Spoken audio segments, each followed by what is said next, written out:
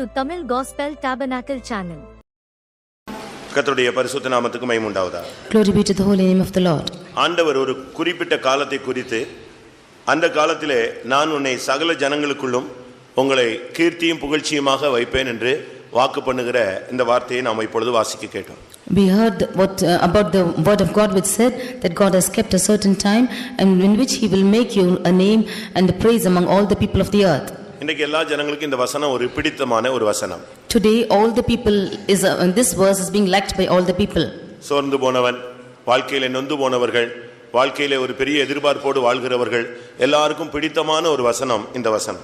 Those who are faint, who are weary in their lives, and those who really expect a great expectation in their life also like this verse.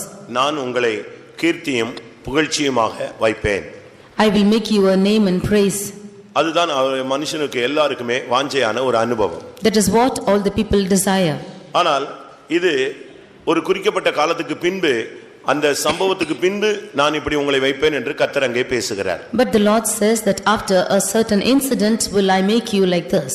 உன் கண் காண நான் உன் சிறையிருப்பை திருப்பி உன்னை கீர்த்தியாக புகழ்ச்சியாக வைப்பேன் என்று ஆண்டவர் சொன்னதாக அங்கே சொல்லப்பட்டிருக்கிறது. Here the word of God says that I will turn back your captivity before your eyes and then will I make you a name and praise among all the people of the earth. இந்த ஜனங்கள் பலவிதமான கட்டுகளுக்குள்ளே, பலவிதமான சிறையிருப்புக்குள்ளே, பலவிதமான பாதைகளிலே அவர்கள் போய் தங்களுடைய கீர்த்தி, தங்களுடைய மகிமை, தங்களுடைய புகழ்ச்சி இவைகளை இழந்து போன ஒரு வாழ்க்கை வாழ்கிறார்கள். Here we see that these people out here have gone through a series of things in their life and they have led a path of captivity. ஆனால் கர்த்தர் சொல்லுகிறார், மறுபடி நான் உன்னை அந்த கட்டுகளிலிருந்து வெளியாக்கி மறுபடியும் உன்னை கீர்த்தி உண்டாக உனக்கு செய்வேன் என்று கர்த்தர் சொல்கிறார். But the Lord says that I will break all your bonds and I will again make you a praise and fame. இங்கே நாம் பார்க்கும் பொழுது கீர்த்தியாக நான் உன்னை வைப்பேன் என்று அவர் ஒரு வார்த்தையை உபயோகிக்கிறார். He uses a word called praise out here. Fame. ஒரு தேவனுடைய பிள்ளையை கர்த்தர் கீர்த்தி உள்ளவனாய் மாற்ற விரும்புகிறார். The Lord wants to bring a fame to all the people. இதுதான் தேவனுடைய திட்டம். That is the plan of God. இடைக்காலங்களிலே தேவனுடைய ஜனங்கள் அந்த கீர்த்தியான அனுபவத்தை இழந்து போயிருந்தார்கள். Now in the between times the people have lost this experience of fame. இது ஏற்கனவே தேவனுடைய பிள்ளைகளுக்கு கொடுக்கப்பட்ட ஒரு வாக்குத்தத்தமாக இருக்கிறது. This is the promise which is already given to the people of God. உபாகமம் 26ஆம் அதிகாரத்தை நாம் பார்க்கும் பொழுது When we read in Deuteronomy chapter 26, அங்கே என்ன சொல்லப்பட்டிருக்கிறது? what is told here? உபாகமம் 26:19 ஏற்கனவே கர்த்தர் இந்த வார்த்தையை முன்பாகவே சொல்லி இருக்கிறார். In Deuteronomy 26 chapter 19th verse already the Lord has spoken like this.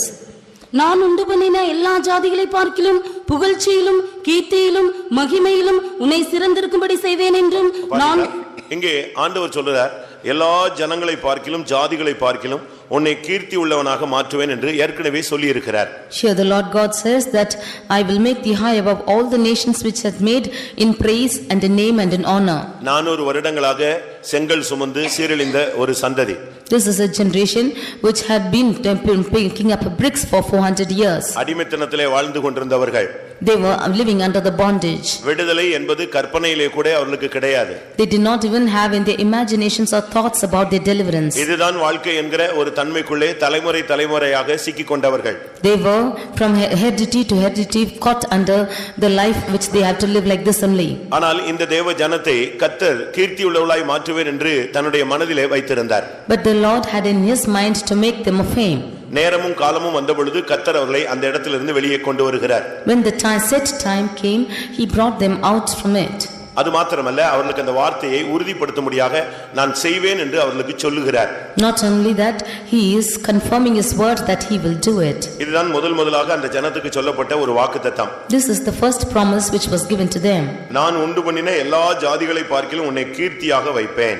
I will make thee high above all nations in praise and in name and honor. கர்த்தருடைய பரிசுத்த நாமத்துக்கு மகிமை உண்டாவதாக. Glory be to the holy name of the Lord. இதுதான் தேவனுடைய மனதில் இருந்ததான ஒரு திட்டம். This is the plan of God in the mind of the Lord. இது ஒரு இடத்துல கர்த்தர் இந்த வார்த்தையை உறுதிப்படுத்தவில்லை. अनेक இடங்களிலே இந்த வார்த்தையை பேசி அந்தந்த காலகட்டங்களிலே தேவனுடைய மனதை அவர் வெளிப்படுத்துகிறார்.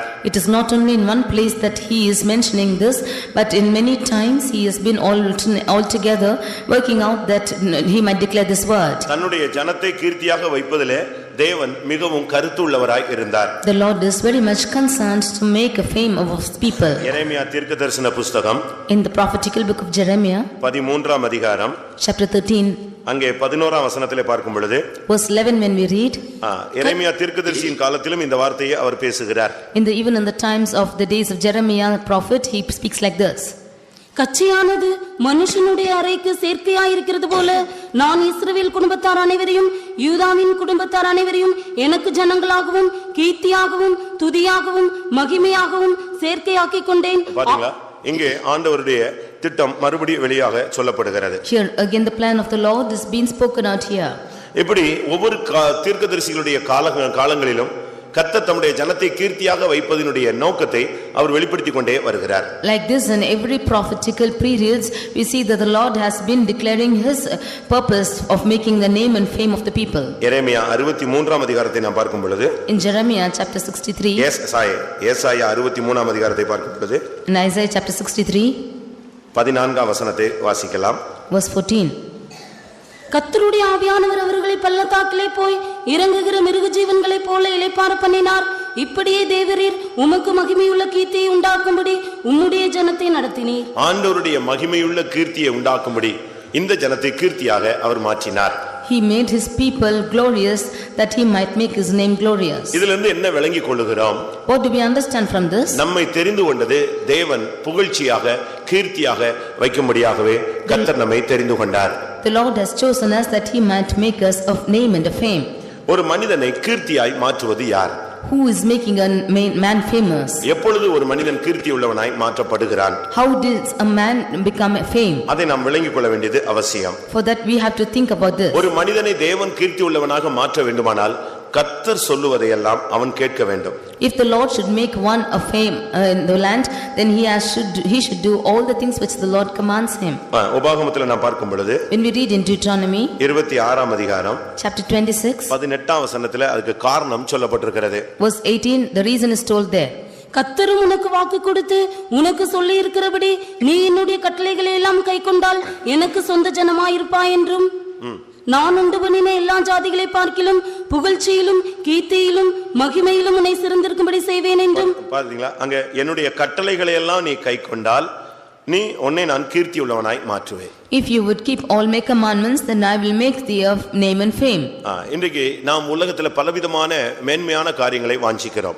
Today we desire many things honorable in the world. எல்லாவற்றை காட்டிலும் கீர்த்தி உள்ள ஒரு வாழ்க்கை நாம் வாழும்படியாக தேவன் நம்மை குறித்து வாஞ்சிக்கிறார். More than all this, the Lord desires that we should live a famous life in this world. கிறிஸ்தவன் மாத்திரமல்ல, Not only in the religion of Christian, இல்லாவிட்டால் பெந்தேகோஸ்தேக்காரர்கள் மாத்திரமல்ல, not only in the Pentecostals, எல்லாருமே தேவனுடைய பிள்ளைகள் தான். all of them are the children of God. எல்லா மனிதனும் தேவனுடைய வார்த்தையை எப்பொழுதெல்லாம் அவன் கைக்கொள்ள ஆரம்பிக்கிறானோ அப்பொழுது இருந்து அவனுடைய வாழ்க்கையை கீர்த்தி உள்ளதாய் கர்த்தர் மாற்ற வாஞ்சிக்கிறார். All the people of God, whenever they try to keep all the commandments of the Lord and follow his footsteps, then the Lord makes their name a name and fame. இந்த உலகத்துல நமக்கு வசதி வாய்ப்புகள் இருந்தும் நமக்கு ஒரு கீர்த்தி இல்லாவிட்டால், நல்ல பெயர் இல்லாவிட்டால் என்ன பிரயோஜனம்? Although we have all the facilities in the world, if we do not have a name, what is the use of it? ஒருவன் ஒரு பெரிய கோடீஸ்வரனா இருந்து அவனுடைய பேரும் வாழ்க்கையும் கெட்டு போய் ஒரு துன்மார்க்கனா இருந்தால் என்ன பிரயோஜனம்? Although a man is a millionaire, if his name is being spoiled and he lives a wicked life, what is the use? எப்பொழுதும் சென்ட் அடித்துக்கொண்டு பரிமள தைலத்தை வீசிக்கொண்டு எப்பொழுதும் சுகந்த வாசனை போட்டு பெர்ஃபியூம்ஸ்லாம் அடிச்சு ரொம்ப அழகா வாசனை வீசி வந்தோம், அவனுடைய பேர் கெட்டுப்போன ஒரு ஆளா இருந்தா அவனை பார்த்த உடனே அந்த ஸ்மெல் வராது, அவனுடைய ஜீவியத்தினுடைய ஸ்மெல் தான் வெளியே வரும். Although he is always applying perfumes or different odors and of fragrance, if his name is being spoiled, then when you look at him, the scent of the perfume will not come out, but it is unnecessary smell which comes out of him. நீதிமொழிகள் 22:1 பார்க்கும் பொழுது, when you see Proverbs 22:1, அங்கே என்ன சொல்லப்பட்டிருக்கிறது? what is told here? ஐஸ்வரியத்தை காட்டிலும் கீர்த்தி நல்லது. More than riches, name and fame is important. எவ்வளவு பணம் இருந்தாலும் ஒரு மனிதன் நல்லவன் என்ற கீர்த்தி அவனுக்கு இருந்தால் போதுமானது.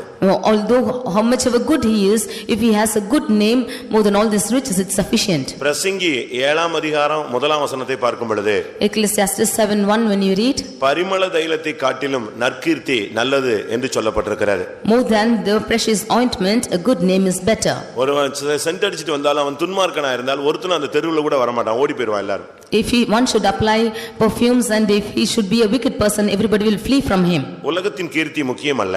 The good name of this world is not sufficient for us. ஆண்டவருடைய பிள்ளைகள் ஆண்டவருக்குள்ள கீர்த்தி உள்ளவர்களாக வாழ வேண்டும். The people of God should have a good name in the Lord. ஆண்டவர் உன்னை கீர்த்தி உள்ளவனாய் மாற்ற வாஞ்சிக்கிறார். The Lord wants to make you a famous person. ஆண்டவர் இன்றைக்கும் கூட இந்த வாக்குத்தை நம்முடைய மத்தியில உறுதிப்படுத்தும்படியாகத்தான் இந்த மாலை வேளையில இந்த வசனத்தை நமக்காக அனுப்பி கொண்டிருக்கிறார். Even today the Lord wants to confirm his promise to us, and therefore he sends this word this evening. நான் ஒரு நபருடைய அச்சக தொழிலர் கூடத்துக்கு நான் போயிருந்தேன். I have gone through a press. அங்கே நான் போன பொழுது ஒரே ஒரு வசனம் தொங்கி இருந்தது. There I saw only one verse hanging. நான் உன்னை கீர்த்தியும் புகழ்ச்சியுமாக வைப்பேன். I will make you a name and fame. வேற எந்த வசனமும் அந்த பிரஸ்ல கிடையாது. There's no other verse in that press. அப்ப அவங்ககிட்ட கூப்பிட்டு கேட்டேன், இந்த வசனம் என்ன விஷயம், காரணம்? Then I asked, what's the reason that you hang this verse? ஒண்ணுமே இல்லாம இந்த தொழிலே தெரியாம கர்த்தரை அறிந்த புதிதில கர்த்தர் எனக்கு சொன்ன வார்த்தை இது ஒண்ணுதான். When I had known nothing nor anything of this business, what the Lord spoke to me is this verse. இந்த ஊரை பத்தி தெரியாது. I know nothing of this place. தொழிலை பத்தி அதிகம் தெரியாது. I do not know of my business. வருங்காலம் எப்படின்னு ஒரு பெரிய கேள்வி. My future was a big question. இப்படிப்பட்ட நேரத்துல நான் கர்த்தரை அறிந்த பொழுது கர்த்தர் எனக்கு கொடுத்த ஒரு வார்த்தை என்னது? நான் உன்னை கீர்த்தியும் புகழ்ச்சியுமாய் வைப்பேன். At this incident the Lord gave me a promise that I will make you a name and fame. இந்த வசனம் கிடைச்ச பிறகு என் வாழ்க்கை மாறினது. After I got this verse, my lifestyle changed. என் சுபாவம் மாறினது. My character changed. என்னுடைய ஐக்கியம் மாறினது. And my fellowship changed. என்னுடைய ஆவிக்குரிய வாழ்க்கை மாறினது. My spiritual life also changed. என்னுடைய பிசினஸ் மாறினது. And my business changed too. எல்லாம் மாறி இன்னைக்கு நான் இந்த லெவலுக்கு வந்திருக்கிறதுக்கு காரணம் என்னதான்? இந்த வார்த்தை, என்னோடு பேசின ஒரு வார்த்தை. And I have come to this state after having all these changes is this verse. ஆண்டவர் இந்த மாலை வேளையில கூட உன்னையும் என்னையும் கர்த்தர் கீர்த்தியாய் வைக்கிறது அவருடைய திட்டமாக இருக்கிறது. Even in this evening the Lord wants to keep you a name and fame, and it's his plan. இந்த வசனத்தை நீங்க எங்க இருந்து கேட்டாலும் இந்த வார்த்தையை நீங்கள் சொந்தமாக்கிக் கொள்ளும்படியாக தேவனுடைய வார்த்தைகளுக்கு நீங்கள் கைக்கொண்டால் நலமாயிருக்கும். Wherever you hear this word from, if you should keep his commandments and walk in his ways, that you might get this promise, it will be good. உன்னுடைய சிந்தை கூட இந்த கீர்த்தியாய் மாறும்படியாகவே இருந்து கொண்டே இருக்க வேண்டும். Even your mind also should long for this name and fame. பிலிப்பியர் 4ஆம் அதிகாரம் 8ஆம் வசனத்திலே பார்க்கும் பொழுது Philippians 4:8 when we read, கடைசியாக சகோதரரே, உண்மையுள்ளவைகள் எவைகளோ, ஒழுக்கமுள்ளவைகள் எவைகளோ, நீதியுள்ளவைகள் எவைகளோ, கற்புள்ளவைகள் எவைகளோ, அன்புள்ளவைகள் எவைகளோ, நற்கீர்த்தியுள்ளவைகள் எவைகளோ, புண்ணியம் எதுவோ, புகழ் எதுவோ, அவைகளையே சிந்தித்துக் கொண்டிருங்கள். நற்கீர்த்தி உள்ளவைகள் எவைகளோ அவைகளையே சிந்தித்துக் கொண்டிருங்கள். whatever will bring praise, think on these things. எப்பொழுதுமே ஒரு நல்ல அனுபவத்தையே நாம் சிந்தித்துக் கொண்டிருக்க வேண்டும். We should always consider and think of good things. வேதத்திலிருந்து இந்த வாக்குத்தை சுதந்திரமாக்கி கொண்டவர்களை குறித்து நான் இப்பொழுது உங்களுக்கு சொல்ல விரும்புகிறேன். I would like to state about the ones who have inherited this promise. எப்படி கீர்த்தி பெற்றவர்கள் எப்படிப்பட்டவர்களாக இருந்தார்கள்? How those who have received the fame, how were they? வேதத்திலிருந்து யாரெல்லாம் கீர்த்தி பெற்றவர்கள் என்று நாம் சிலரை நாம் பார்க்கலாம். We can see from the word of God who were the ones who received this praise and fame. தேவனுடைய வார்த்தை சிலருக்குள்ளே இந்த அனுபவத்தை உண்டாக்கி இருக்கிறது. The word of God has created this experience in some of people.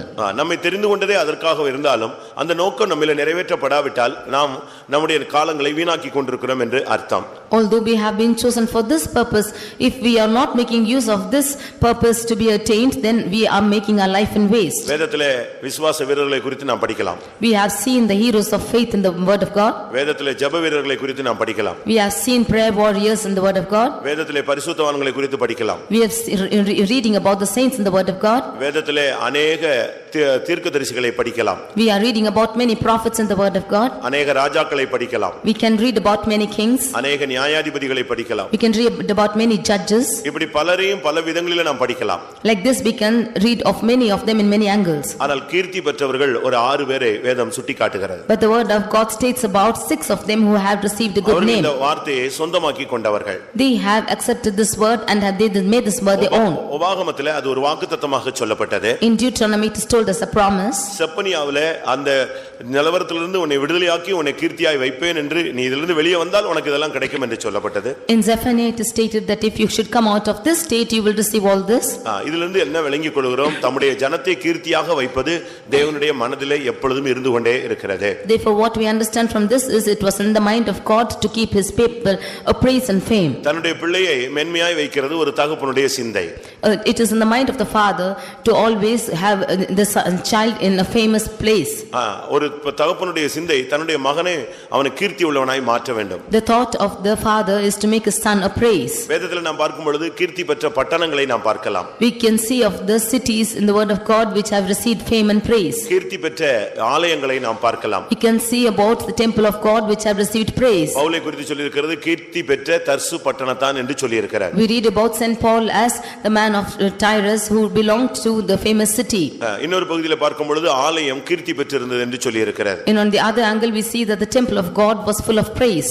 ஆனால் சிலரை கர்த்தர் கீர்த்தி உள்ளவர்களாய் மாற்றினார். But some of them the Lord turned into a praise. எப்படி அவர்கள் இந்த அனுபவத்துக்கு சொந்தமாக்கிக் கொண்டார்கள்? How did they make this experience their own?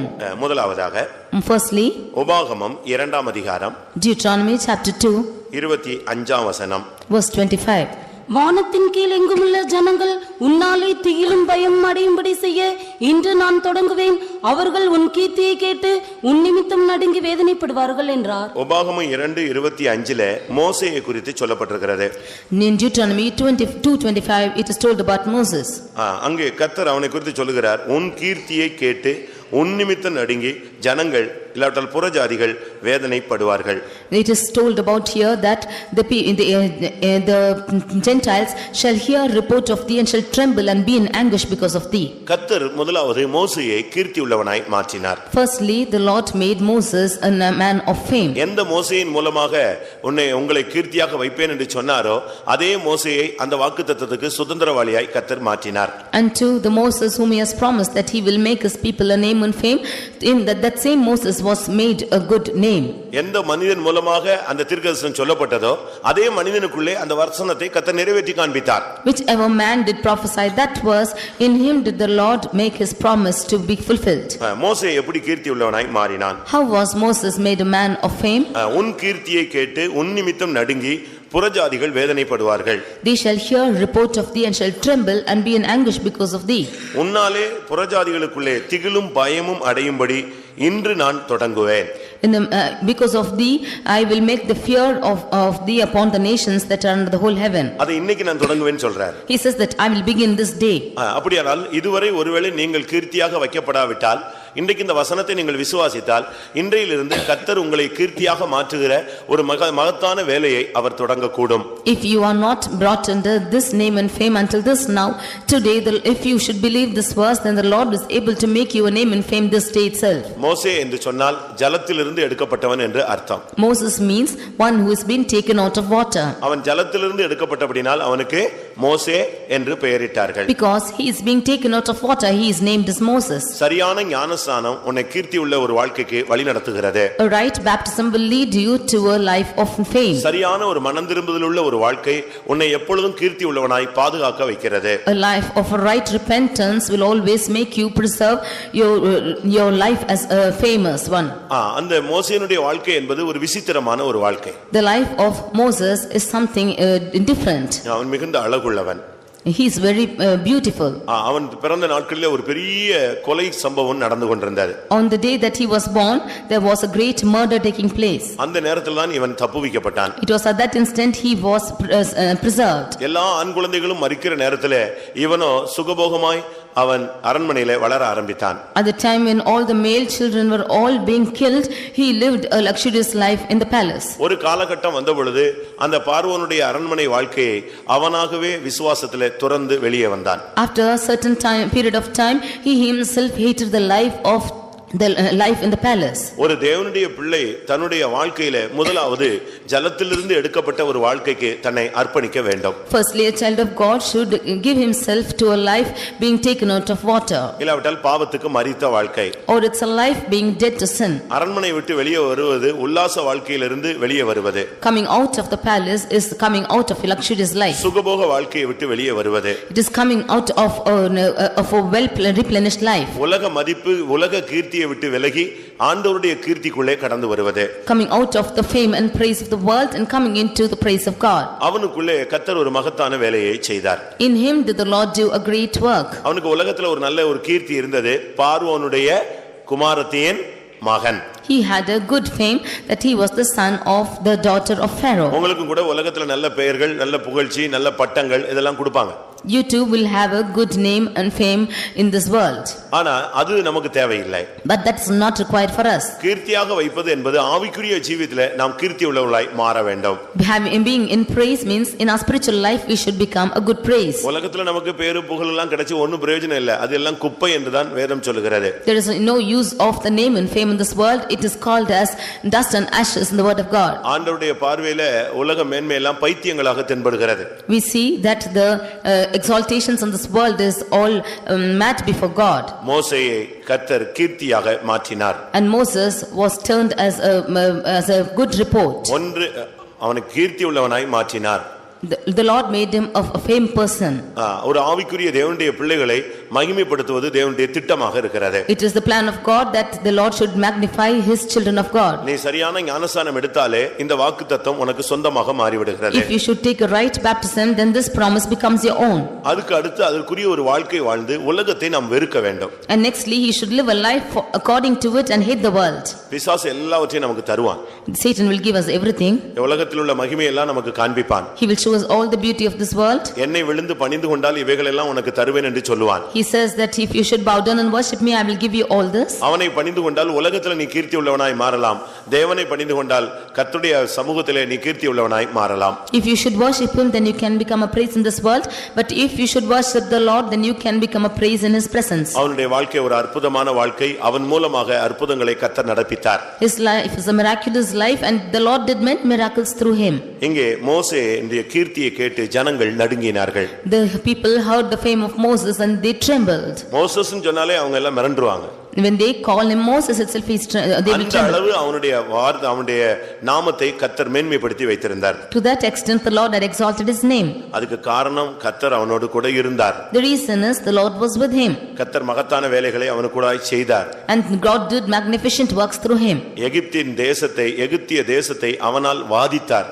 And the Lord tormented the people of Egypt because of him. சத்துருக்களுக்கு ஒரு நியாய தீர்ப்பை அவன் மூலமாய் கொடுத்தார். He brought a judgment to the enemies. அதனால் அவன் கீர்த்தி பெற்றவனாய் மாறினான். Because of that he became a man of fame. இரண்டாவதாக Secondly, யோசுவா 6ஆம் அதிகாரம் Joshua chapter 6 27ஆம் வசனம். verse 27. யோசுவா 6ஆம் அதிகாரம் 27ஆம் வசனம். Joshua 6:27. இவ்விதமாய் கர்த்தர் யோசுவாவோடு கூட இருந்தார். அவன் கீர்த்தி தேசமெங்கும் பரம்பிற்று. இங்கே யோசுவாவை கர்த்தர் கீர்த்தி உள்ளவனாய் மாற்றினார். The Lord made Joshua into a fame. ஒரு தேவனுடைய பிள்ளையை கீர்த்தி உள்ளவனாய் மாற்றுகிறது தேவனுடைய திட்டம் என்பதை நான் சொல்லி வருகிறேன். I have told you that it's the plan of God to make a man of fame. மோசேக்கு அடுத்து அந்த ஸ்தானத்திலே ஜனங்களை நடத்தக்கூடிய ஒரு மிகப்பெரிய ஊழியத்தை யோசுவாவினுடைய கையிலே தேவன் கொடுத்தார். The Lord entrusted the ministry of Moses into the hands of Joshua to lead the people. அதுக்கு காரணம் என்ன?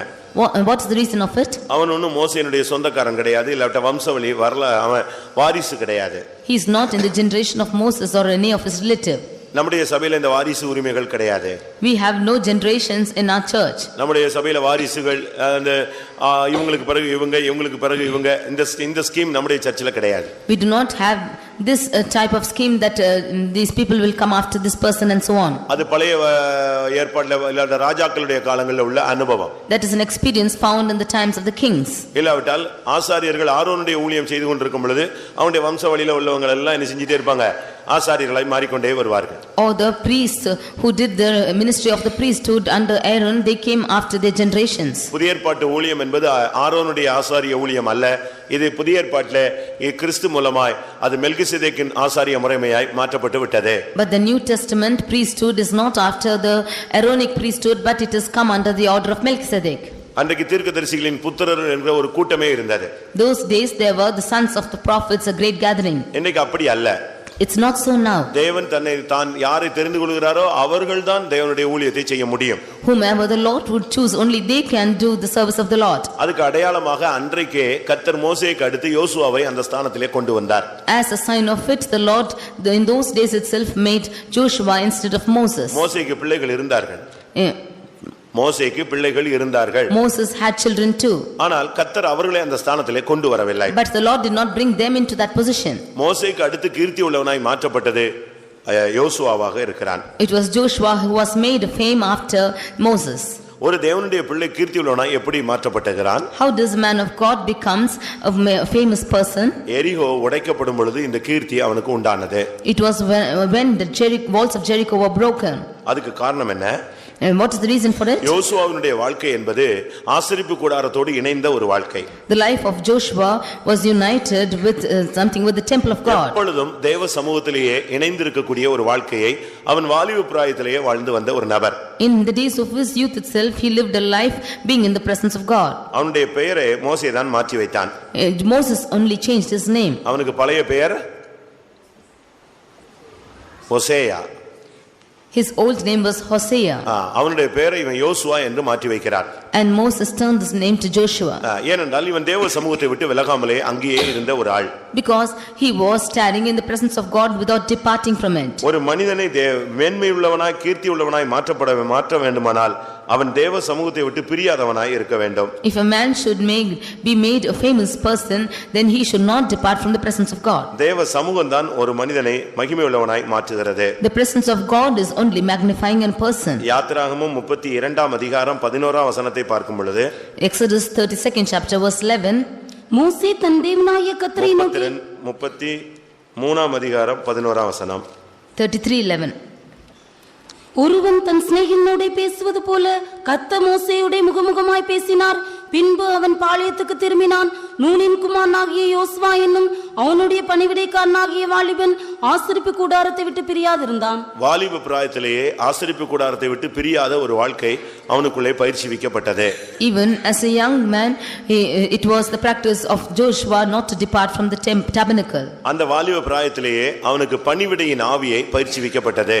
He had the spirit of service in the time of his youth. இந்த ரெண்டு ஆவியும் அவனுக்குள்ளே வாலிப பிராயத்திலேயே இருந்தபடினால் அவனை பிற்காலத்திலே கர்த்தர் அவனை கொண்டு எரிகோவை உடைக்க ஆரம்பித்தார். Because he had these two tendencies in the time of his youth itself, the Lord began to break the walls of Jericho through him. அது தேவ சமூகத்தில் உள்ள ஐக்கியத்தை காண்பிக்கிறது, இல்லாவிட்டால் பரிசுத்தவான்களுடைய ஐக்கியத்தை காண்பிக்கிறது. It shows the fellowship of the presence of God or the fellowship of the saints. இரண்டாவது பணிவிடை ஆவி என்பது கிறிஸ்துவின் மனதை காண்பிக்கிறது. Secondly, the mind of service shows the mind of God. பணிவிடை ஆவி என்பது கிறிஸ்துவின் மனதை காண்பிக்கிறது. The mind of service shows the spirit of Christ. கர்த்தருடைய பரிசுத்த நாமத்துக்கு மகிமை உண்டாவதாக. Glory be to the holy name of the Lord. இந்த இடத்திலே கர்த்தர் யோசுவாவை கீர்த்தி உள்ளவனாய் மாற்றுகிறார். Here the Lord made Joshua a fame. ஒரு தேவனுடைய பிள்ளையை கீர்த்தி உள்ளவனாய் மாற்ற தேவனுடைய திட்டம் எப்பொழுதும் செயல்பட்டு கொண்டே இருக்கிறது. It was the plan of God always to make a person a famous person. காலாகாலமாக இருந்த அந்த எரிகோ கோட்டையை கர்த்தர் இவன் மூலமாய் உடைத்தார். The walls of Jericho which was in times together, the Lord broke it.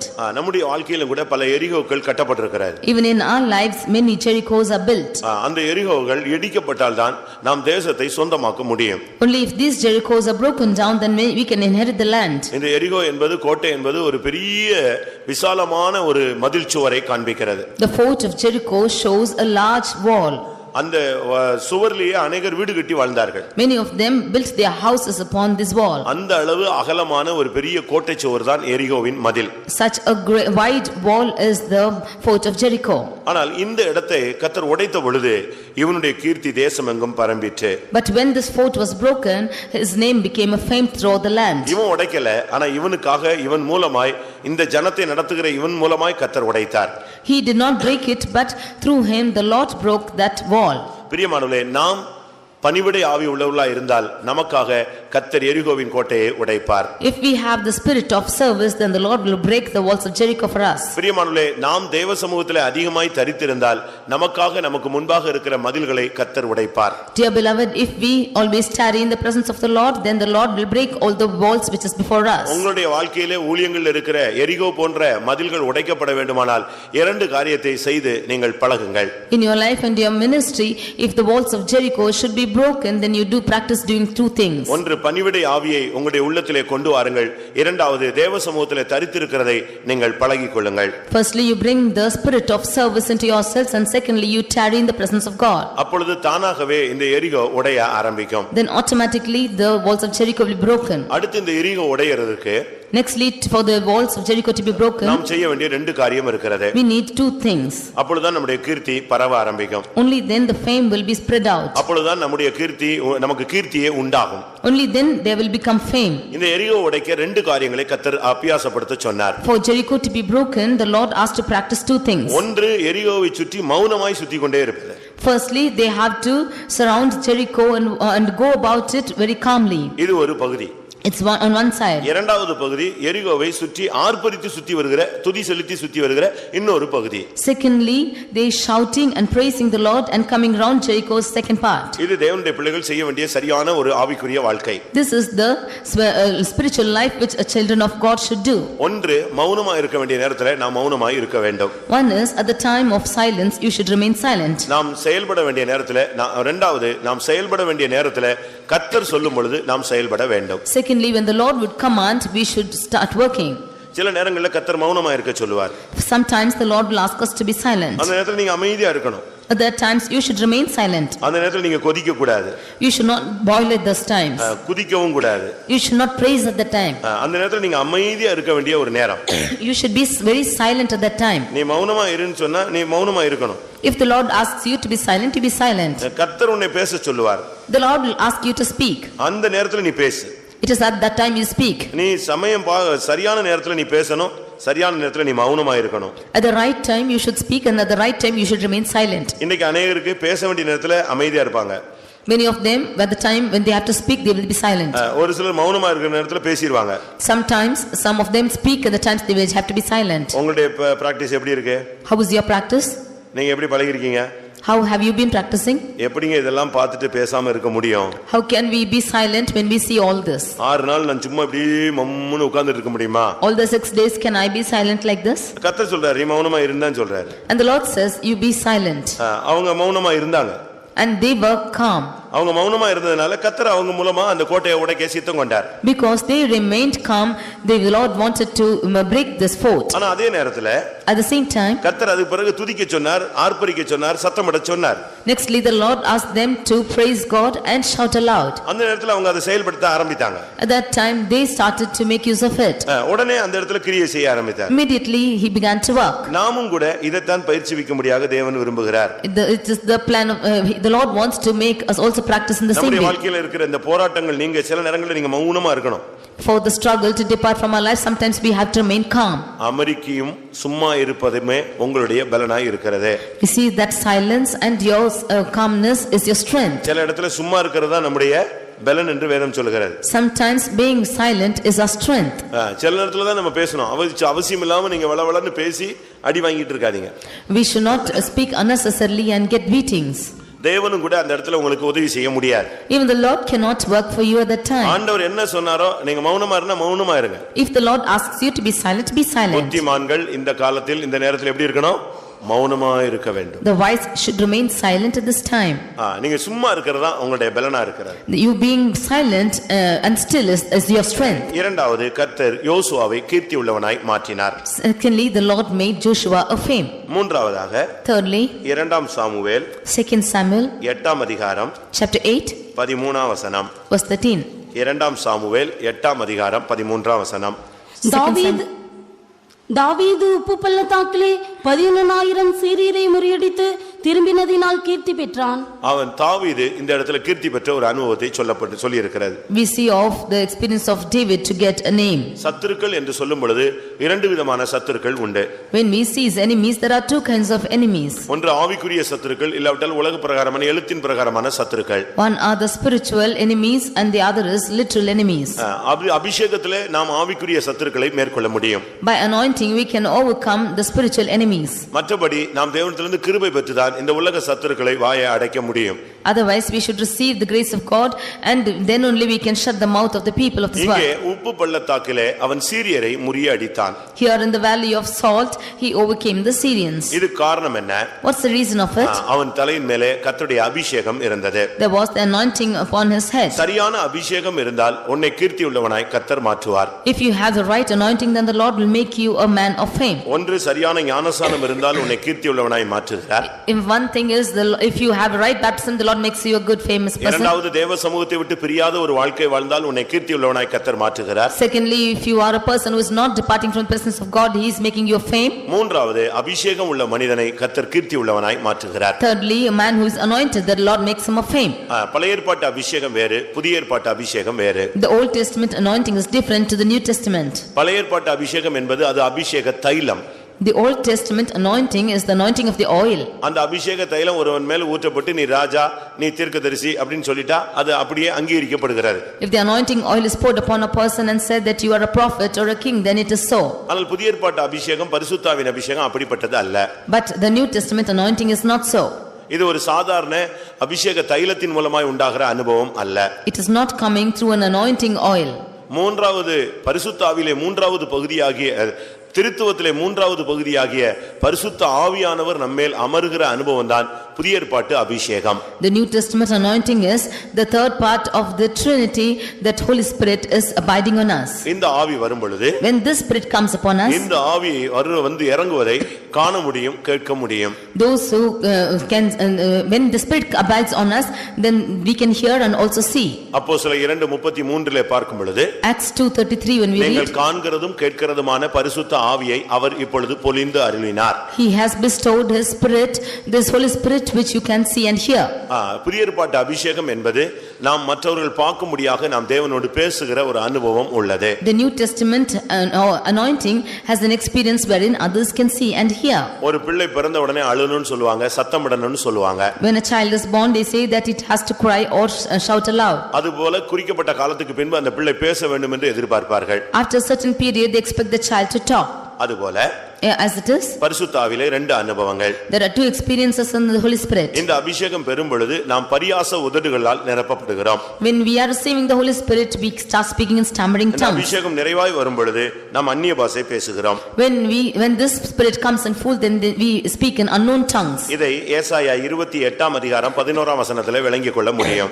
In Isaiah 28 chapter verse 11 we read this. பரியாச உதடுகளினாலும் அந்நிய பாஷையினாலும் இந்த ஜனத்தோடே பேசுவார் என்று இயேசு பிறப்பதற்கு 700 வருடங்களுக்கு முன்பாக ஏசாயா தீர்க்கதரிசி பரிசுத்த ஆவியை குறித்து பேசினான்.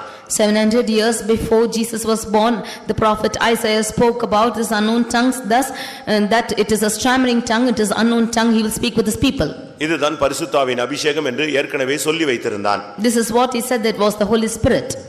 இங்கே அபிஷேகம் தாவீதை கீர்த்தி உள்ளவனாய் மாற்றிற்று. Here the anointing made David a man of fame. அபிஷேகம் சொன்ன உடனே அபிஷேகம் கிடைச்ச உடனே கீர்த்தி உள்ளவனாய் மாற்றல, அபிஷேகத்தின் மூலமாய் சத்துருக்களை அவன் ஜெயித்தபடினால் கீர்த்தி உள்ளவனாய் மாறினான். Through anointing, because he defeated his enemies, he became a man of fame. ஒரு தேவனுடைய பிள்ளை சும்மா அபிஷேகம் பெற்றுட்டு சும்மா ஏதோ அசைவோ இல்லாவிட்டால் ஒரு அந்நிய பாஷையோ இல்லாவிட்டால் நான் அபிஷேகம் பெற்றுட்டேன்னு சொல்லுகிறது அல்ல. அந்த அபிஷேகத்தின் மூலமாய் ஆவிக்குரிய யுத்தங்களை நடத்தி நீங்கள் ஜெயாளிகளாய் மாற வேண்டும். A child of God not sufficient so to say that he has received his anointing, but he has to overcome his enemies and defeat them through the anointing. வான மண்டலங்களில் உள்ள பொல்லாத ஆவிகளின் சேனைகளோடு அபிஷேகத்திலே நீங்கள் போராடி ஜெயிக்க வேண்டும். You have to overcome the spirits in the high places by the anointing in you. இப்பிரபஞ்சத்தின் அந்தகார லோகாதிபதிகளோடு அபிஷேகத்தோடு நீங்கள் போராட வேண்டும். You have to strive with the darkness of this wickedness of this world.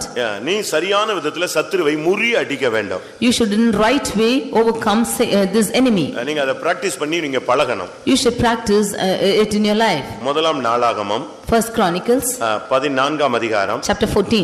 17ஆம் வசனத்திலே இதை குறித்து இன்னொரு பகுதி சொல்லி இருக்கிறது. Verse 17 we see this another part. அப்படியே தாவீதின் கீர்த்தி சகல தேசங்களிலும் பிரசித்தமாகி அவனுக்கு பயப்படுகிற பயத்தை கர்த்தர் சகல ஜாதிகளின் மேலும் வரப்பண்ணினார். பாருங்க, தாவீதின் கீர்த்தியை கர்த்தர் பிரசித்தமாக்கினார். The Lord made the fame of David into all the lands. அவனுடைய பெயர் எல்லார் மத்தியிலும் பிரபலமாக மாறினது. And his name became a fame among all the lands. அவனுக்கு பயப்படுகிற பயத்தை எல்லார் மேலும் கர்த்தர் வரப்பண்ணினார். And the Lord caused the fear of him to be upon all the nations. அபிஷேகம் மாத்திரமல்ல, Not only the anointing, அபிஷேகம் பெற்றவன் ஆவியானவர் சொல்லுகிறது போல ஆவியிலே நடத்தப்படவும் வேண்டும். but one who is anointed as the Spirit of God would instruct him, he should walk accordingly. அதனால தான் முதலாம் யோவான்ல சொல்ல இருக்கிறது, அபிஷேகம் பெற்றவனுக்கு இன்னொருத்தன் போதிக்க வேண்டிய அவசியம் இல்லை என்று சொல்லி இருக்கிறார். Therefore in 1 John it is said that for an anointed person another need not come to preach. நீங்கள் பெற்ற அபிஷேகம் உங்களில் நிலைத்திருக்கிறது. Because the Spirit that you have received is residing in you. அந்த அபிஷேகம் உன்னில் நிலைத்திருந்து அது உனக்கு வேற ஒருவரும் போதிக்க வேண்டியதில்லை, அதுவே உனக்கு போதிக்கும்.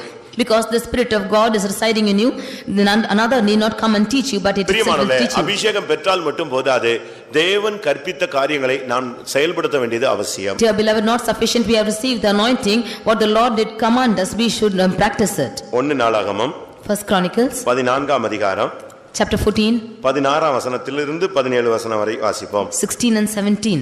தேவன் தனக்கு கற்பித்தபடியே தாவீது செய்தபோது தேவன் தனக்கு கற்பித்தபடியே தாவீது செய்தபோது. When David did what was commanded to him. கர்த்தர் கற்பித்த, அவன் அபிஷேகம் பெற்றான், ஆனா கர்த்தர் கற்பித்தபடி அவன் செய்து முடித்த போதுதான் சத்துருவை ஜெயிக்க முடிந்தது. He was an anointed person, but what the Lord commanded, when he had performed it, he was able to overcome his enemies. அதன் பின்புதான் அவனுடைய கீர்த்தி தேசத்திலே பரம்ப ஆரம்பித்தது. It was after this that this fame began to spread over the land. தேவன் நமக்கு கற்பித்தபடி எல்லாம் நாம் செய்து முடிக்க வேண்டும். We have to accomplish the things which the Lord has commanded us. வெறும் அபிஷேகம் மட்டும் போதாது. Not sufficient is anointing alone. ஏதோ அந்நிய பாஷை பேசிட்டு எங்கேயோ ஒரு சர்ச்சில் இருந்தா மட்டும் போதாது. If you speak in an unknown tongue and be in some church, is not sufficient. தேவன் நமக்கு கற்பித்தபடி நாம் செய்ய வேண்டும். As God has commanded us, so should we do. பைபிளை நல்லா படிங்க. You read the Bible properly. அதுல சொல்லப்பட்ட சத்தியங்களின் ஆழங்களை தேடி பாருங்கள். And you search out the depths of the truth. தேவன் கற்பித்தபடி எல்லாம் நீங்கள் செய்து முடித்து பாருங்கள். You accomplish the works which the Lord has commanded. நம்ம எல்லாம் கரெக்ட்டா அப்படியே செஞ்சு முடிச்சோம்னா அப்படியே மகிமை இறங்கும். If you should accomplish everything, then you will become in the fame. தேவன் கற்பித்தபடி நாம் செயல்பட வேண்டும். As the Lord commanded, so should we do. தேவன் கற்பித்தபடி நம்ம செய்யலனா ஒண்ணுமே நடக்காது. Nothing will happen if we do not know what the Lord has commanded. கர்த்தர் மோசேயிட்ட சொல்லும் பொழுது, When the Lord said to Moses, மலையிலே நான் காண்பித்த அந்த கற்பித்த அதன்படி நீ செய்ய ரொம்ப கவனமா இருன்னு சொன்னார். you should be very vigilant and careful to do what I have commanded you on the mount. அந்த விஷயத்துல ரொம்ப கவனமா இருன்னு சொன்னார். You be very careful in this manner. அதுல நீ எந்த விதத்திலும் கொஞ்சம் கூட மாற்ற கூடாது. You should not anything a bit of it in it. ஆண்டவர் கற்பித்தபடி செய்தவருடைய வாழ்க்கை கீர்த்தி பெறுகிறது. The one who is doing according to what the Lord commands, his life is made a fame. இங்கே அபிஷேகத்தின் மூலமாக அவன் செயல்பட ஆரம்பித்த பொழுது அவனுடைய கீர்த்தி பரவ ஆரம்பித்தது. Here through anointing, when he began to work, his fame began to spread. இன்னைக்கு நம்மில் எத்தனை பேர் அபிஷேகம் பெற்றிருக்கிறோம்? Today how many of us are anointed? எத்தனை பேர் அபிஷேகத்தினால் நடத்தப்படுகிறோம்? How many of us are led by the Spirit of God? நாம் ஒரு காரியத்தை செய்யும் பொழுது இது ஆவியானவருடைய தூண்டுதலா என்பதை நாம் சிந்திக்க வேண்டும். When we do a certain thing, we should understand as to whether it is the inspiration of the Spirit. ஆவியின்படி நடக்கிறவர்களுக்கு ஆக்கினை தீர்ப்பு இல்லை. Those who walk after the Spirit, they will not be condemned. எவர்கள் ஆவியினால் நடத்தப்படுகிறார்களோ அவர்கள் தேவனுடைய புத்திரர் என்று எண்ணப்படுகிறார்கள். Those who are led by the Spirit of God, they are the sons of God. தாவீதை கர்த்தர் அபிஷேகத்தின் மூலமாக சத்துருவை மேற்கொள்ள வைத்து அவனை கீர்த்தியுள்ளவனாய் மாற்றினார். The Lord made David to overcome his enemies by his anointing and made him a fame. நம்மில் எத்தனை பேர் இன்றைக்கு கீர்த்தி உள்ள ஒரு அபிஷேகம் உள்ள ஒரு வாழ்க்கை வாழ்கிறோம்? How many of us live a life of fame with the anointing? கர்த்தருடைய பரிசுத்த நாமத்துக்கு மகிமை உண்டாவதாக. Glory be to the holy name of the Lord. அடுத்ததாக முதலாம் ராஜாக்களிலே பார்க்கும் பொழுது, Nextly in 1 Kings 4ஆம் அதிகாரம் chapter 4 31ஆம் வசனத்தை பார்க்கும் பொழுது, verse 31. அங்கே சாலமோனை கர்த்தர் கீர்த்தி உள்ளவனாய் மாற்றுகிறார். Here we see the Lord making Solomon a man of fame. அவன் இஸ்ராகியனாகிய ஏத்தானிலும் ஏமான் கல்கோல் தர்தா என்னும் மாகோலின் குமாரரிலும் மற்ற எல்லா மனுஷரிலும் ஞானவானாயிருந்தான். சுற்றிலும் இருந்த சகல ஜாதிகளிலும் அவன் கீர்த்தி பிரபலமாயிருந்தது. இங்கே சாலமோனுடைய கீர்த்தி பிரபலமாக இருந்தது என்று சொல்லி இருக்கிறது. Here we see the fame of Solomon was very wider. ஞானத்தின் மூலமாய் இவன் கீர்த்தி பெற்றான். Through his wisdom he gained this fame. தாவீதின் மகன் என்கிற பெயரினால் அல்ல, Not because he is the son of David. அவன் ஞானவனாய் இருந்தபடியினால் சகல ஜாதிகளிலும் அவனுடைய கீர்த்தி பிரபலமாய் இருந்தது. Because he was a wiser, his fame was in all the nations around. ஒரு தேவனுடைய பிள்ளை ஞானத்தினால் நிரப்பப்பட வேண்டும். A child of God should be filled with the wisdom of God. புதிய ஏற்பாட்டிலே ஞானம் என்பது கிறிஸ்துவை காண்பிக்கிறது. In the New Testament, wisdom shows Christ. நமக்கு இந்த உலகத்துல உலக ஞானம்லாம் பைத்தியங்கள்.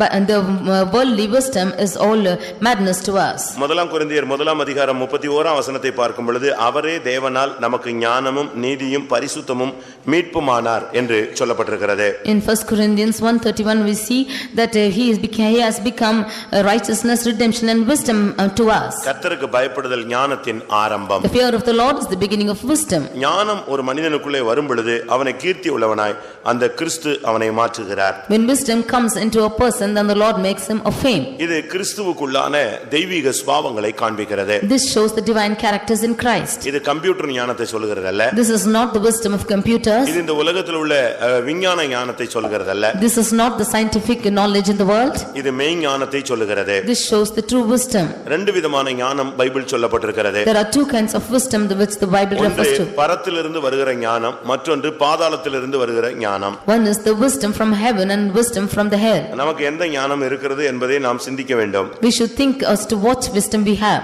நம்முடைய ஞானம் பரத்திலிருந்து வந்த ஞானமா இருந்தால் நம்முடைய சுபாவங்கள் தெய்வீகமாக மாறும். If our wisdom is the wisdom from heaven, then our characters will be divine.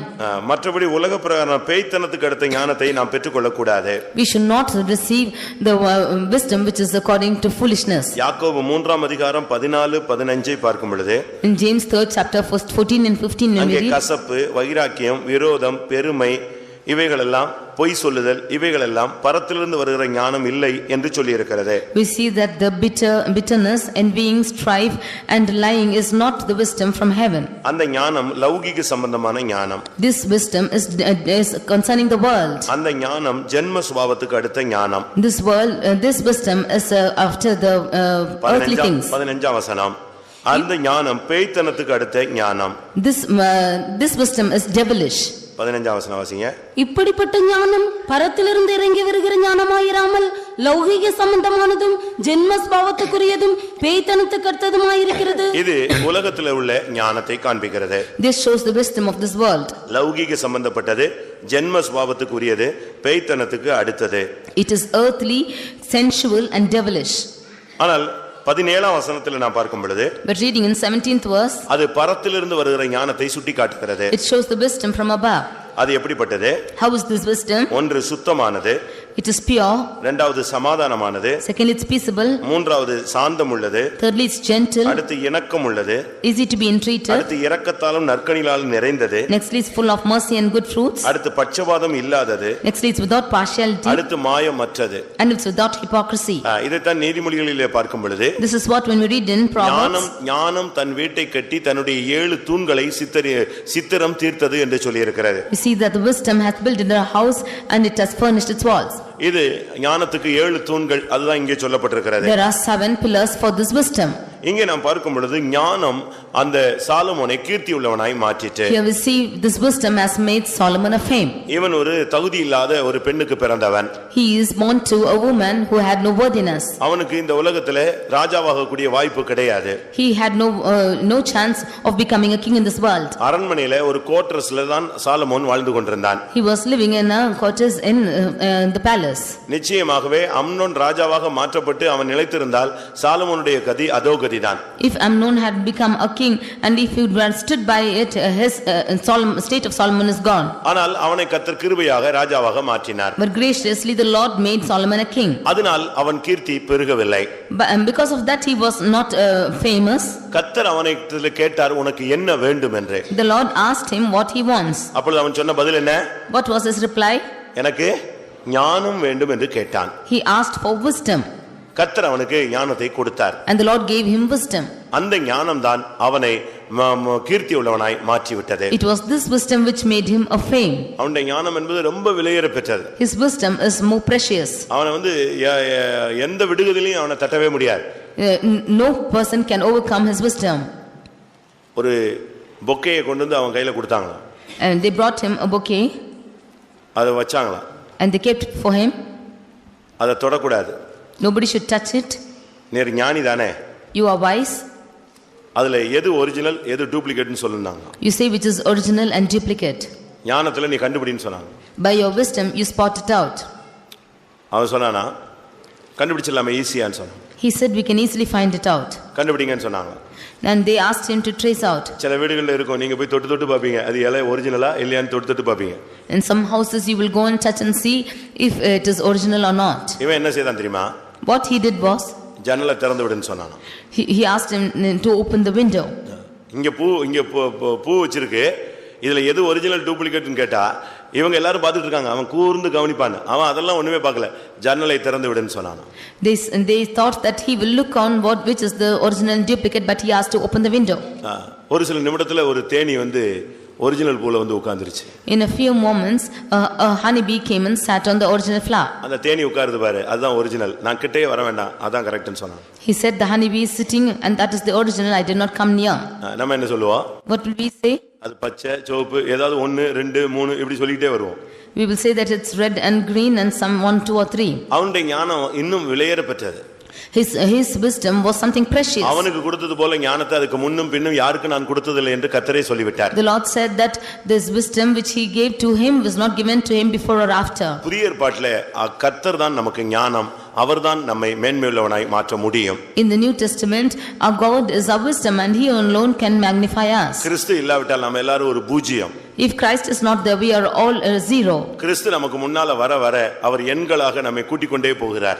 As the Lord should come before us, then he adds all the zeros before us. கர்த்தருடைய பரிசுத்த நாமத்துக்கு மகிமை உண்டாவதாக. Glory be to the holy name of the Lord. அவருடைய ஞானம் உன்னை கீர்த்தி உள்ளவனாய் மாற்றும்.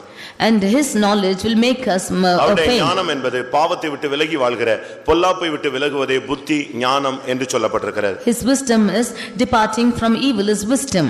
அந்த வாழ்க்கை வரும்பொழுது நாம் தெய்வீகமாய் மாறி விடுகிறோம். When we receive that life we become a divine person. அடுத்ததாக எஸ்தர் 9ஆம் அதிகாரம் 4ஆம் வசனம். Nextly Esther 9:4. எஸ்தர் 9ஆம் அதிகாரம் 4ஆம் வசனம். மொர்தெகாய் ராஜாவின் அரண்மனையில் பெரியவனாயிருந்தான். அவனுடைய கீர்த்தி எல்லா நாடுகளிலும் பிரசித்தமாயிற்று. இந்த மொர்தெகாய் என்பவன் மென்மேலும் பெரியவனானான். கர்த்தருடைய பரிசுத்த நாமத்துக்கு மகிமை உண்டாவதாக. Glory be to the holy name of the Lord. மொர்தெகாயினுடைய கீர்த்தி எல்லா நாடுகளிலும் பிரசித்தமாயிற்று. The fame of Mordecai was spread about all the provinces. மொர்தெகாய் என்று சொன்னால் அதனுடைய சரியான அர்த்தம் சிறிய மனுஷன் என்று அர்த்தம். Mordecai means he is the smallest person. ஆனா கர்த்தர் அவனை பெரிய மனுஷனாய் மாற்றினாராம். But the Lord made him great. தேவன் தான் ஒருவனை பெரியவனாய் கீர்த்தி உள்ளவனாய் மாற்ற முடியும். It is only the Lord who can make one person a great and fame. இவனை எப்படி கீர்த்தி உள்ளவனாய் மாற்ற முடிந்தது? How was the Lord able to make him great? இவனுடைய முக்கியமான ஊழியம் எஸ்தரை வளர்த்தது. His important ministry is to grow up Esther. நமக்குள்ளே ஒரு மனவாட்டி ராஜஸ்திரியை வளர்த்து கொண்டே வர வேண்டும். We had to grow up a princess in our life. நமக்குள்ளேயே ஒரு உள்ளான மனுஷன் கிறிஸ்துவுக்கேற்ற மனவாட்டியினுடைய வாழ்க்கையை நாம் உருவாக்கி கொண்டே வர வேண்டும். Within ourselves we should develop a life of the bride of Christ. அவன் ஒரு சாதாரண மனுஷன். He was an ordinary person. ஒரு அடிமை. He is a bonded person. அரண்மனையிலே ஒரு வாசல் காக்கிறவன். He was only at the doorstep of the palace. அரண்மனையிலே ஒரு சாதாரண பியூன் வேலை தான் செஞ்சிட்டு இருந்தான். He was only doing a work of peon in that palace. ஆனா அந்த மனிதனுக்குள்ளே கர்த்தர் ஒரு வேலையை நடப்பிக் கொண்டே இருந்தார். But inside this man the Lord was doing a work. அவன் வீட்டிலே யாரை வளர்த்துக்கிட்டே இருந்தான்? எஸ்தரை வளர்த்து கொண்டே வந்தான். He was growing up Esther in his house. Esther சொன்னா மறைவான நட்சத்திரம் என்று அர்த்தம். Esther means a hidden star.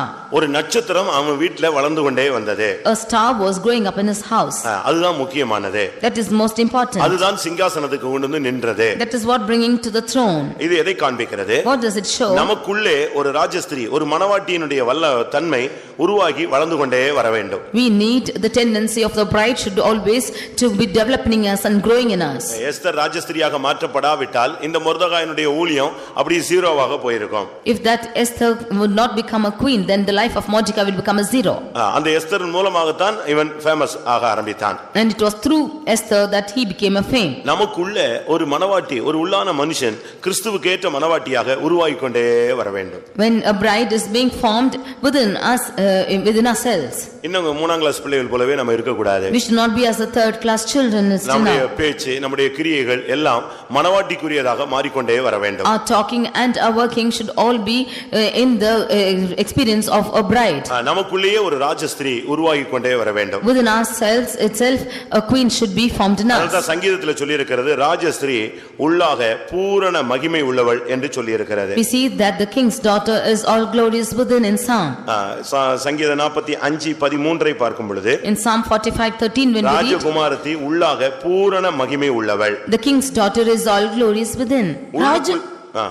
ராஜகுமார்த்தி உள்ளாக பூர்ண மகிமையுள்ளவள். உள்ளுக்குள்ளேயே அவளுக்குள்ள ஒரு பூரண மகிமையை ஒரு மனிதனுக்குள்ளே கர்த்தர் உண்டு பண்ணிக்கொண்டே வருகிறார். The Lord is making a work of perfect gloriousness within herself itself. பிற்காலங்களிலே இந்த மொர்தெகாய் ஒரு கீர்த்தி உள்ளவனாய் மாறிவிட்டான். In a later stage this Mordecai was brought to a famous person. அவன் ராஜாவை தீங்கு செய்ய 2 பேர் முற்பட்ட பொழுது அதை குறித்து ராஜாவுக்கு தெரிவித்தான். When 2 of them wanted to do evil to the king, he declared it to the king. ஊழியத்துக்கோ ஆண்டவருடைய நாமத்துக்கோ பங்கம் வந்தால் நாம் அதை பார்த்து கொண்டு இருக்க கூடாது. If there should be any harm for the ministry of the sons of God, then we should not remain silent. ஊழியத்துக்கு விரோதமான வல்லமைகள், சபைக்கு விரோதமான வல்லமைகளை நாம் எதிர்த்து நிற்க வேண்டும். We should always resist the powers which is against the ministry or against the church. ஜனங்களுக்கு ஒரு பிரச்சனை என்ற உடனே அவன் ராஜ சமூகத்திலே அலறிக்கொண்டு ரட்டு உடுத்திக்கொண்டு புலம்பிக்கொண்டு திரிந்து கொண்டிருந்த ஒரு மனிதன். He was a person when the people were in trouble, he was putting on ashes and he was putting on his linen garments and standing in the presence of God. ஆவிக்குரிய ஜனங்களுக்கு ஒரு பிரச்சனை என்று சொன்னால் நாம் தேவ சமூகத்திலே திறப்பில் நின்று கதறக்கூடிய ஜெபிக்கக்கூடியவர்களாய் நாம் மாற வேண்டும். If there is a problem for any spiritual people of God, then we have to cry out, being vigilant in the presence of God. அப்பொழுது நம்முடைய ஜீவியத்திலே நம்மை கர்த்தர் கீர்த்தி உள்ளவர்களாய் மாற்றுவார். It is then that the Lord will make our life a fame. நம்முடைய ஜெபம் எப்படி இருக்கிறது? How is our prayer life? நம்முடைய கதறுதல் எப்படி இருக்கிறது? How is our crying out? நம்முடைய உபவாசங்கள் எப்படி இருக்கிறது? How are our fastings? நாம் தேவனை நோக்கி கூப்பிடுகிற தன்மைகள் எப்படி இருக்கிறது? How are the tendencies of our cry to the Lord? தேவ சமூகத்திலே நீ எப்படி போய் விழுகிறாய்? How are we falling in the presence of the Lord? தேவ சமூகத்திலே நீ எப்படி கதறுகிறாய்? How are we crying in the presence of God? தேவ சமூகத்திலே நீ உன்னை எப்படி வெறுமையாக்குகிறாய்? How are you emptying yourselves in the presence of God? தேவ சமூகத்திலே உன்னை எப்படி தாழ்த்த முடிகிறது? How are you able to humble yourself in the presence of God? மொர்தெகாய் அன்றைக்கு ஒரு கீர்த்தி உள்ளவனாய் மாற்றப்பட்டான். Mordecai was made a man of fame. அந்த எஸ்தருடைய வளர்ப்பும் ஜனங்களுடைய ராஜாவுடைய பாதுகாப்பும் அவன் ஜனத்துக்காக அலறின அலறுதலும் அவனை கீர்த்தி உள்ளவனாய் மாற்றிவிட்டது. The growth of Esther and the preservance of the king and his crying out for the people made him a man of fame. கடைசியாக lastly மத்தேயு 4:24 இயேசுவின் கீர்த்தி பரம்ப ஆரம்பித்தது. Matthew 4:24 we see the fame of Jesus was spread out. அவருடைய கீர்த்தி சீரியா எங்கும் பிரசித்தமாயிற்று.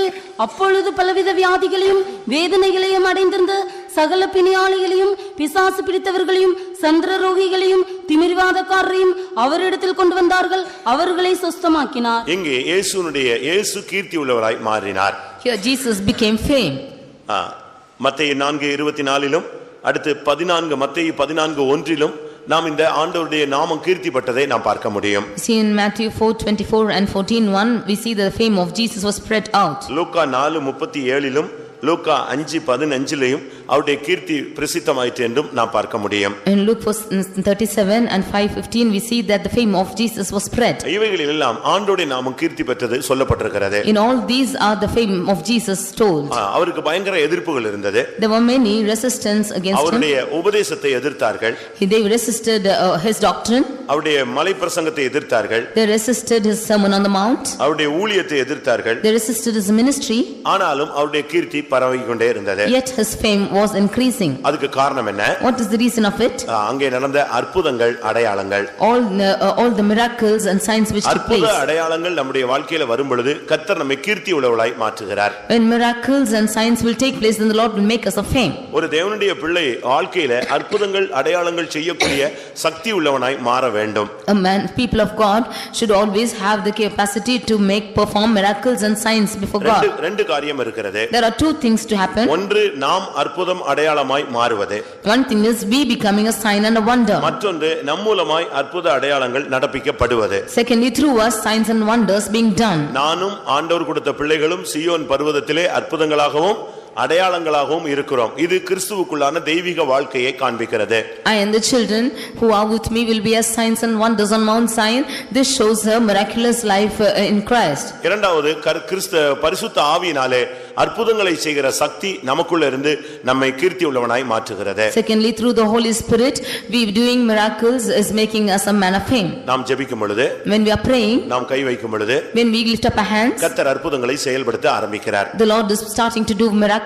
ஒன்று நாம் அற்புதமாய் மாறுவது, இரண்டாவது நம் மூலமாய் கர்த்தர் அற்புதங்களை நடப்பிப்பது. One thing is we becoming miraculous, nextly the Lord is doing miracles and wonders through us. இயேசுவினுடைய உபதேசம் அதில்தான் அது உறுதிப்படுத்தப்பட்டது. It was the doctrine of Jesus and it was confirmed. Mark கடைசி அதிகாரம் கடைசி வசனத்திலே பார்க்கும் பொழுது அடையாளங்கள் மூலமாக அற்புதங்கள் மூலமாக தம்முடைய வல்லமையுள்ள வசனத்தை அவர் உறுதிப்படுத்தினார் என்று சொல்லப்பட்டிருக்கிறது. In Mark's gospel last chapter last verse we see that he confirmed all his works through the wonders and miracles. நான் உன்னை கீர்த்தியாக வைப்பேன். I will make you a fame. ஆண்டவர் நம்மை கீர்த்தியாக வைக்க விரும்புகிறார். It's the desire of the Lord to make us a fame. கடைசியாக நம்முடைய சரீரத்தை அவர் கீர்த்தியாக மாற்ற விரும்புகிறார். Lastly, the Lord wants to make our bodies a fame. 1 நாளாகமம் 22 அதிகாரம் 5 வசனத்தை பார்க்கும் பொழுது, First Chronicle 22:5, அங்கே ஆலயத்தை கர்த்தர் கீர்த்தியாய் மாற்றினார். the Lord is making the temple of God a fame. 1 நாளாகமம் 22:5. தாவீது என் குமாரனாகிய சாலமோன் வாலிபனும் இளைஞனுமாயிருக்கிறான். கர்த்தருக்கு கட்டப்படும் ஆலயம் சகல தேசங்களிலும் கீர்த்தியும் மகிமையும் உடையதாய் விளங்கும்படி மகா பெரிதாய் இருக்க வேண்டும். பாருங்க, கர்த்தருக்காக கட்டப்படும் ஆலயம் சகல தேசங்களிலும் கீர்த்தியாய் விளங்க வேண்டும். The house that is to be built for the Lord must be exceeding magnificent and fame and glory. பழைய ஏற்பாட்டில் ஒரு எழுத்தின் பிரகாரமான ஆலயம் இருந்தது. There was a little temple of God in the Old Testament. அது இடிக்கப்பட்டு போயிற்று. That was destroyed. ஆனால் புதிய ஏற்பாட்டிலே நீங்களே தேவனுடைய ஆலயம். But in the New Testament ye are the temple of the Lord. 1 கொரிந்தியர் 3 அதிகாரத்தை பார்க்கும் பொழுது, In 1 Corinthians chapter 3, அங்க என்ன சொல்லப்பட்டிருக்கிறது? what is told here? 16 17 வாசியுங்கள். Verses 16 and 17. நீங்கள் தேவனுடைய ஆலயமாய் இருக்கிறீர்கள் என்றும் தேவனுடைய ஆவி உங்களில் வாசமாய் இருக்கிறார் என்றும் அறியாதிருக்கிறீர்களா? ஒருவன் தேவனுடைய ஆலயத்தை கெடுத்தால் அவனை தேவன் கெடுப்பார். தேவனுடைய ஆலயம் பரிசுத்தமாய் இருக்கிறது, நீங்களே அந்த ஆலயம். நீங்களே அந்த ஆலயம். Ye are the temple of God. இது எதை காண்பிக்கிறது? What does it show? நம்முடைய சரீரம் தேவனுடைய ஆலயம். Our body is the temple of God. இதுக்குள்ளே பரிசுத்த ஆவியானவர் வரும் பொழுது இந்த ஆலயம் ஒரு மகிமை உள்ளதாய் மாறுகிறது. When the Spirit of God comes into this temple, it becomes glorious. இந்த ஆலயத்தை தான் கர்த்தர் மகிமைப்படுத்த விரும்புகிறார். It is this temple that the Lord wants to make a fame. இந்த ஆலயம் எப்படி இருக்க வேண்டும்? How does this temple should be? இந்த ஆலயம், ஒருவன் தேவனுடைய ஆலயத்தை கெடுத்தால் தேவன் அவனை கெடுப்பார். நீங்களே தேவனுடைய ஆலயம். இந்த ஆலயம் எப்படி இருக்கிறது? பரிசுத்தமாய் இருக்கிறது. Ye are the temple of God, and if anyone should defile the temple of God, him will God destroy, because he should be holy. இந்த சரீரம் கீர்த்தி உள்ளதாய் மாற வேண்டுமானால், இந்த சரீரம் மீட்படைய வேண்டுமானால், இந்த சரீரத்திலே இருந்து நாம் மறுரூபமாகி கர்த்தரை சந்திக்க வேண்டுமானால் பரிசுத்தம் நமக்கு முக்கியமான பகுதியாக இருக்கிறது. If this body should attain the fame, if this body should attain the transfiguration or the redemption, then this body should be preserved holy. பரிசுத்தம் இல்லாமல் ஒருவனும் தேவனை தரிசிப்பது இல்லையே. For without holiness no man can see God. ஒரு ஆவிக்குரிய பிள்ளை என்று சொல்லுகிறவன் பரிசுத்தவானாய் இருக்க வேண்டும். A spiritual child of God should be a holy person. பரிசுத்தம் இல்லாமல் ஒருவனும் தேவனை தரிசிக்கிறது இல்லை. Without holiness no man can see God. இங்கே சொல்லி இருக்கிறது, கர்த்தருக்காக கட்டப்படும் ஆலயம் கீர்த்தி உள்ளதாய் காணப்பட வேண்டும் என்று சொன்னால் அது பரிசுத்தமாய் இருக்க வேண்டும். The temple of God which is built for the Lord should be full of fame. That means it should be holy. உங்களுடைய சரீரமாகிய ஆலயத்தை கெடுத்துக் கொள்ளாதிருங்கள். You should not defile the temple of God which is your body. இந்த சரீரத்தை தேவன் கொடுத்தது தேவ சித்தம் செய்யும்படியாக கொடுத்திருக்கிறார். The Lord has given you this body that you might do the will of God in your body. இந்த சரீரம் பரிசுத்தமாய் இருந்தால் இந்த சரீரத்துக்கு மீட்பு உண்டு. If your body is holy, then you have redemption in this body. இந்த சரீரம் அப்பொழுது கீர்த்தி உள்ளதாய் மாறும். It is then this body will become fame. தேவனுடைய திட்டத்தை பாருங்கள். ஒரு மனிதனை கீர்த்தி உள்ளவனாய் மாற்றுகிறது ஆண்டவருடைய மனதிலே இருக்கிறது. Look at the plan of God, for it's in the mind of God to make a man of fame. நீங்கள் ஏழைகளோ இல்லாவிட்டால் பணக்காரர்களோ படித்தவர்களோ யாராக இருந்தாலும் சரி, கர்த்தர் உங்களை கீர்த்தியாக வைப்பேன் என்று இந்த மாலை வேளையிலே உனக்கு சொல்லுகிறார். Maybe you are in a low state or in a high state or educated or not educated, but the Lord wants to make you a fame. ஒருவேளை Maybe இந்த வசனம் இதுவரை நிறைவேறாவிட்டால் இன்னைக்கு அந்த வசனம் சொல்லுகிறது, இன்று நான் அந்த வேலையை உனக்குள் தொடங்குவேன். if this verse is yet not fulfilled in you, he says, this day will I start this work in you. வாசிங்க, அதை மட்டும் வாசிச்சு முடிக்கலாம். உபாகமம் 26:19 இன்று நான் அதை தொடங்குவேன்.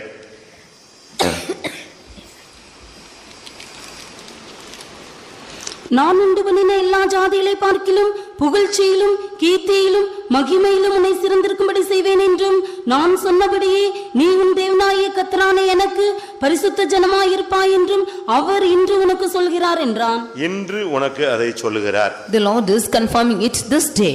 ஆண்டவர் இன்றைக்கு அந்த வேலையை உனக்குள்ள தொடங்கட்டும்.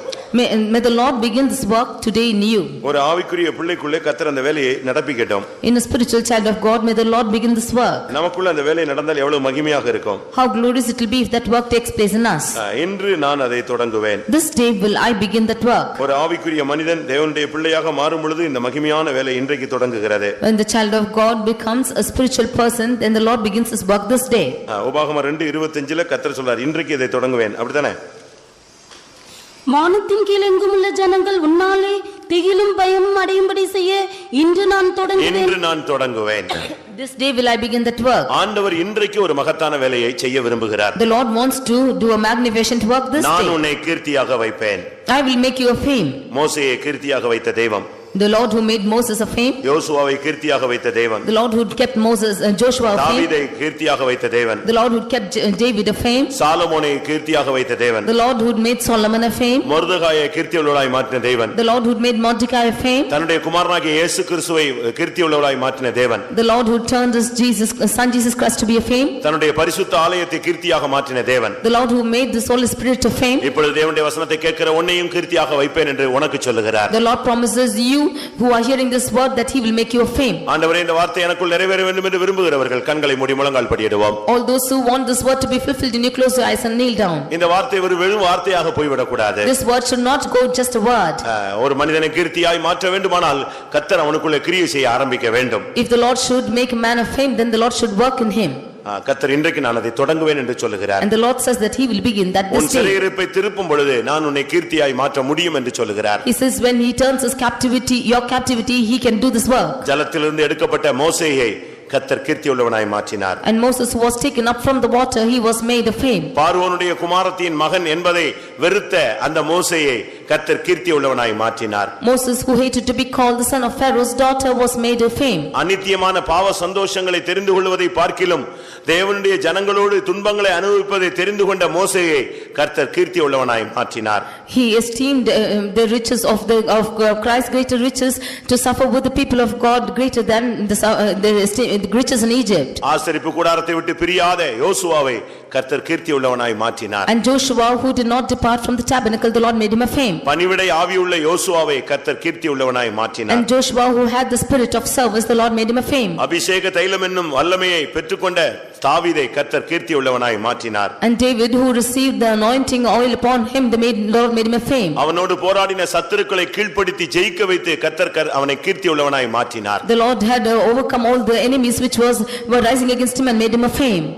சாலமோனை ஞானத்தினால் நிரப்பி கீர்த்தியுள்ளவனாய் மாற்றினார். The Lord filled Solomon with wisdom and made him a fame. சிறிய மனிதனாகிய மொர்தெகாயை அவன் எஸ்தரை வளர்த்தபடினால் கர்த்தர் அவனை கீர்த்தியுள்ளவனாய் மாற்றினார். Mordecai who was the least person because he grew up Esther, the Lord made him a fame. ஜெப வாழ்க்கை அவனை கீர்த்தியுள்ளவனாய் மாற்றிற்று. And the life of prayer made him a fame.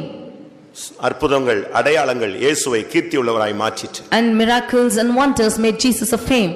தேவனுடைய ஆலயம் பரிசுத்தமா இருந்தால் அது கீர்த்தி உள்ளதாய் கர்த்தர் மாற்றுகிறார். The temple of God, if it is filled with the holiness of God, the Lord makes it fame. இந்த வாக்குத்தத்தங்களை எனக்குள் நிறைவேற்றும் என்று வாயை திறந்து கேட்போமாக. Lord, make these promises to accomplish in me. தேவனுடைய வார்த்தை உனக்குள்ளும் எனக்குள்ளும் நிறைவேற அது போராடி கொண்டிருக்கிறது. The word of God is striving between you and me to work in us. அந்த கிரியைக்காய் காத்திருப்போம். Let us wait for that work.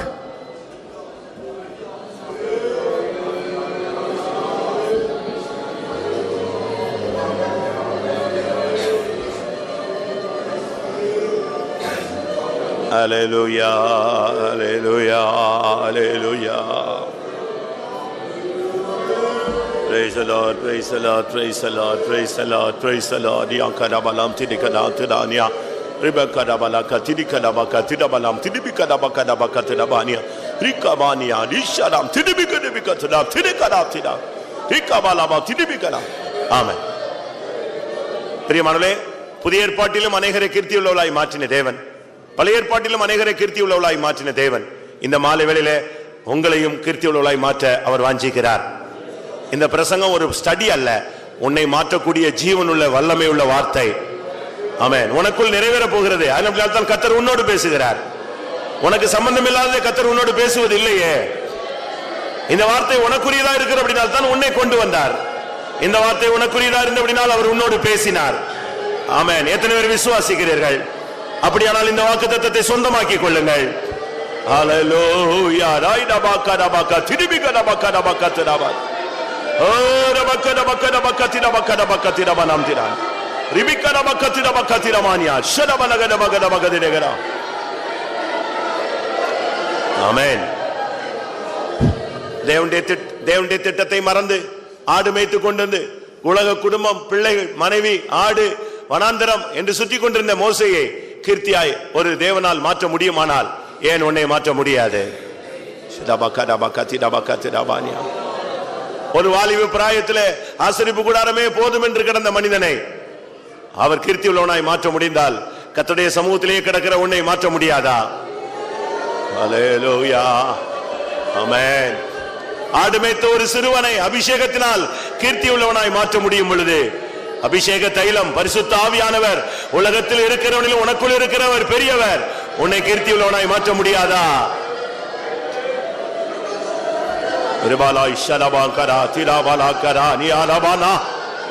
ஒரு சாதாரண முருகாய்க்குள்ளே ஒரு எஸ்தரை உருவாக்க முடியுமானால் உனக்குள்ளே மனவாட்டியை உருவாக்க முடியாதா? ஆமென். ஹல்லேலூயா, ஹல்லேலூயா. இதோ உன்னை கீர்த்தியாய் மாற்றுவேன் என்ற வார்த்தை மறுபடியும் உனக்கு நேராக வருகிறது. உன்னை கீர்த்தி உள்ளவனாய் மாற்றுவேன் என்ற அதே வல்லமை உன்னை நோக்கி வருகிறது.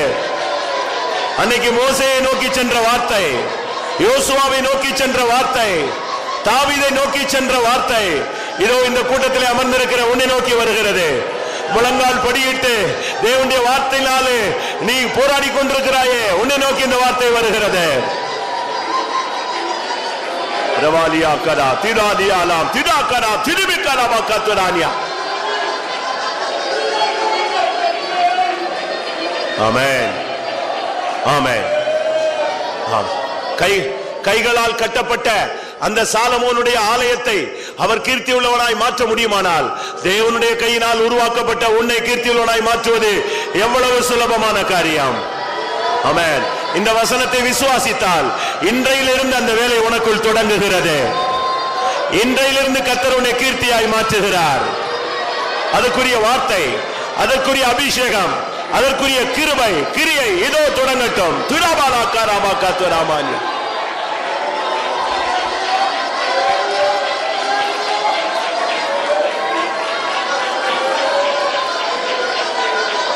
ஆமா. ஒருவேளை இதுவரைக்கும் உங்களுக்கு கீர்த்தி உண்டாகாது. உங்களுடைய பேச்சு, செயல், உங்களுடைய நடவடிக்கைகள் பல துர்க்கீர்த்தியை உங்களுக்கு உண்டாக்கி இருக்கும். நீங்க அதை பத்தி தூக்கப்பட வேண்டாம். என் பேர் கெட்டு போச்சே, என் புகழ் கெட்டு போச்சே, என்னுடைய நாமம் கெட்டு போச்சே, எனக்கு அப்படி இப்படிலாம் வந்துருச்சேன், ஒன்னும் கவலைப்படாத. இன்னைக்கு கர்த்தர் சொல்றார், இன்றைக்கு நான் அதை தொடங்குவேன். ஹல்லேலூயா. மறுபடியும் கர்த்தர் உன்னை கீர்த்தியாய் மாற்றக்கூடிய வேலை இன்றைக்கே கர்த்தர் தொடங்குகிறார். நான் உனக்கு சொன்னதை செய்யும் அளவு உன்னை விட்டு நான் விலகுவதும் இல்லை, உன்னை கைவிடுவதும் இல்லை. நான் அதை சொன்னேன், அதை திட்டம் பண்ணினேன், அதை செய்து முடிப்பேன் என்று கர்த்தர் சொல்லுகிறார்.